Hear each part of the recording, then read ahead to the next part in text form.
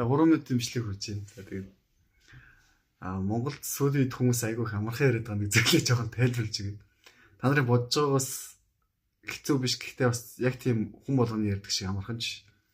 Тэр нь юу юм бэ гэхээр шашин бол ив нэгдэлтэй байх хэрэгтэй. Бурхан бол цар ганц шүү дээ. Тэгээ мөнх тэнгэр бол цар ганц шүү дээ. Бид нар одоо ингээ олон талаас сайж байгаа боловч бүх багш нар хэрэг хоорондоо уулзах юм бол жинхэнэ үнэн багш нар хэзээ ч хоорондоо маргалдахгүй юм байна л да. Буддаа Христ хоёр хоорондоо бараг 500 гаруй жилийн зайтай амьдарч байсан. Гэхдээ энэ хоёр хүний хооронд нь уулзвал хин энэ хүндлэн хин тэгээ муудалцахгүй. Гэтэл шавнар нь юм уу те шавнар нь хоорондоо муудалц зодтолдоод идэг. Чи тийм би юм гэдэг. Гэхдээ энэ яагаад ингэж байгаа юм бэ гэхээр аль нь багшаа ойлгоогүй. Багшигаа сургаалыг ойлгоогүй, хүн чанараа ойлгоогүй хэдэн нөхдүүд байгаад хахаар ийм асуудал гарч байгаа юм.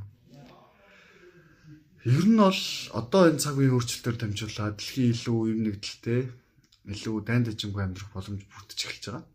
Гэтэ хуучин цаг үеийн тийм дутуу соёлууд биш, илүү төгс соёл гарч ирснээр энэ дэлхий илүү найрамдалтай, илүү гүнээсээ итгэгдсэн тийм амьдралыг бүтээх юм аа.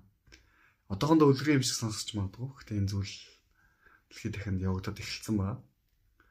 Виз өөрөө тэр нэг хэсэг нь болоод Монголд ч гэсэн тийм монгол хэлээр нэг чсэн үний зүрхэнд гэрлээ сахаар хичээгээ явж байна.